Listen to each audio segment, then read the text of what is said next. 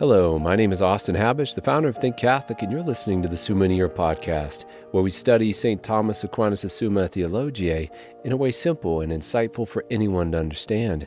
The Summa podcast is brought to you by Think Catholic. Taking 2 questions of the Summa a day, we'll seek to summarize St. Thomas's responses, discovering the brilliance of Aquinas and his Catholic faith. This is day 45. So let's get started.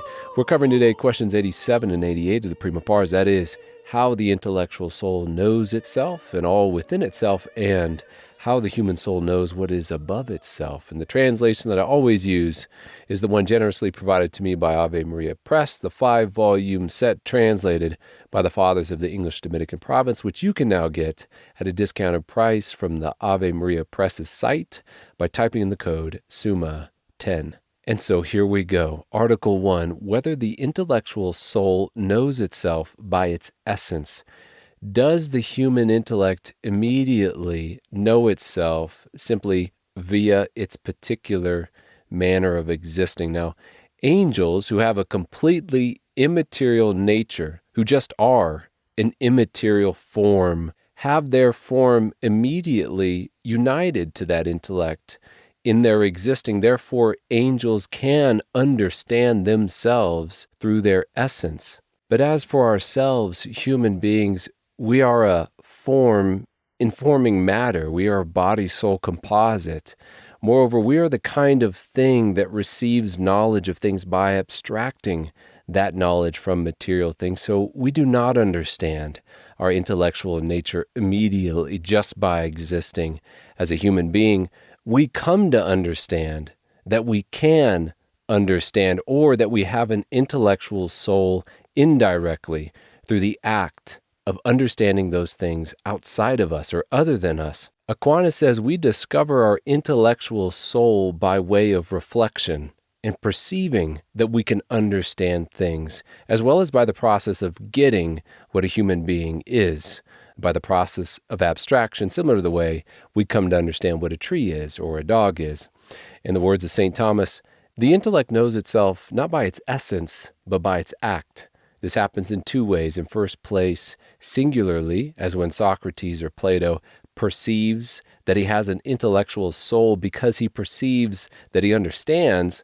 In the second place, universally, as when we consider the nature of the human mind from knowledge of the intellectual act. Article 2, whether our intellect knows the habits of the soul by their essence. But what is a habit? Again, taking a definition from the Gilby Summa, as we did in episode 41, it is written that a habit is a stable condition, whether acquired or given, which enables a faculty the better to go about its proper business, or even a bad habit to go about it badly. St. Thomas will add in this article, a habit is a kind of medium between mere power and mere act. So to give an example of how power, act, and habit are related to one another, take, for example, your habitual knowledge of English and the part it plays in your act of understanding what the word dog means.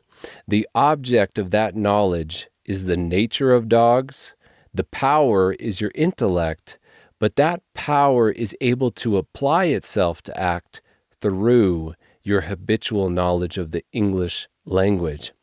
So the question here is, do you know that you have habits like the English language, the table of sums, or virtues like self-control, vices like vanity, through your essence?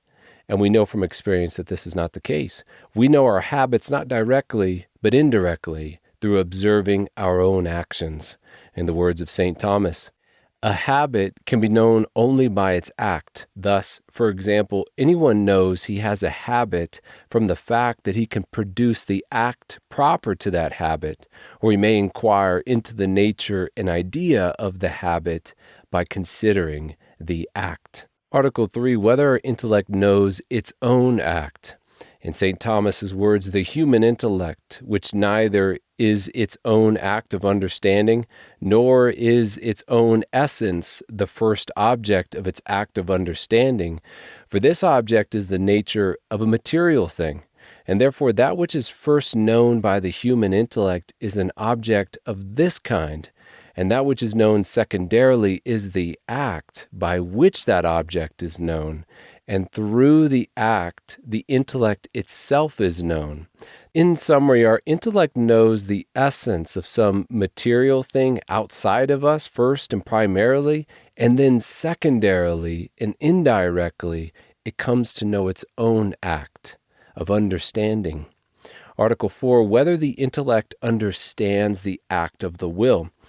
It's worth giving here by way of reminder St. Thomas's definition of the act of the will that he gives in this article. He writes, "The act of the will is nothing but an inclination consequent on the form understood." So when I understand what justice is, therein follows an inclination towards the thing understood, an inclination towards the good as apprehended by the mind. St. Thomas then lists the different kinds of inclinations found in things, such as the stone's inclination towards the good of unity, an inclination simply following upon its nature, what we call gravity. Then there is the plant that has an inclination towards growth, intaking nutrition as a living thing. Then there is the animal, which has the inclination towards sensed goods, since it possesses the powers of sense. And we have an inclination unique to ourselves, along with all the inclinations just cited, and that is the inclination to the known or understood good, which is what we call the faculty of the will. And because it follows upon our act of understanding, for we cannot love or will anything unless we first know about it, then the intellect understands its act of willing by its act of understanding as well, and then in another way by understanding the nature of human beings in general. St. Thomas captures these two ways in which we know the act of the will in these words, both inasmuch as one knows that one wills, and inasmuch as one knows the nature of this act, and consequently the nature of its principle. And on to question 88, how the human soul knows what is above itself. Article 1, whether the human soul in the present state of life can understand immaterial substances in themselves.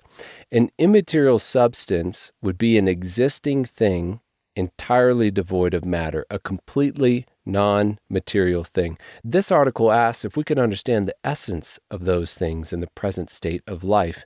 And based on how human cognition works naturally via abstraction from material things, we can say confidently that the answer to this article is in the negative.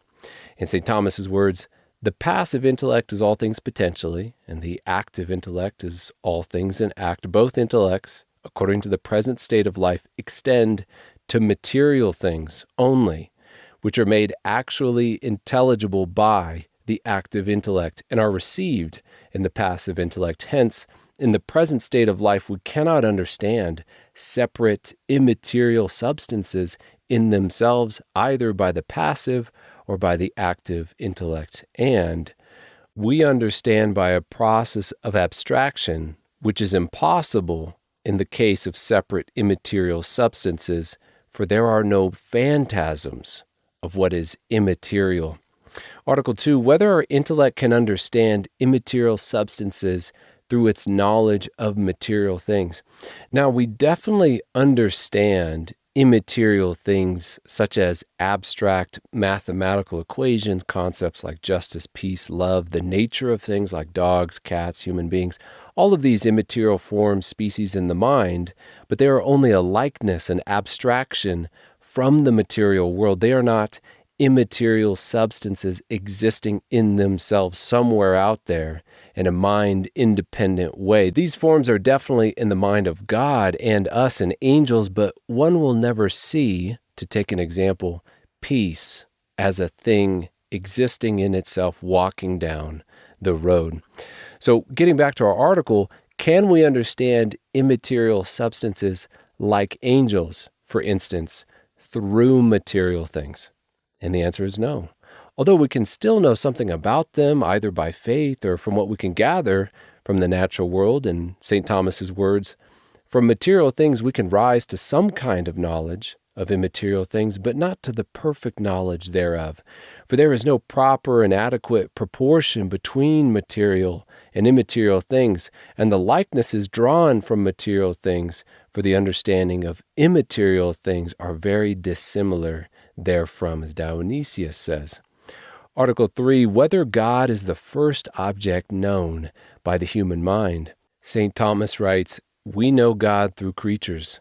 According to St. Paul, Romans 1:20, the invisible things of God are clearly seen, being understood by the things that are made, while the first object of our knowledge in this life is the essence of a material thing, which is the proper object of our intellect. And since the human intellect in the present state of life cannot understand even immaterial created substances, much less can it understand the essence of the uncreated substance, we will know God in heaven when we see him as he is. Here we know him, at least naturally speaking, like we know a painter by staring at his paintings. We know much more about what he is not like than what he is like, as we said in episode 2.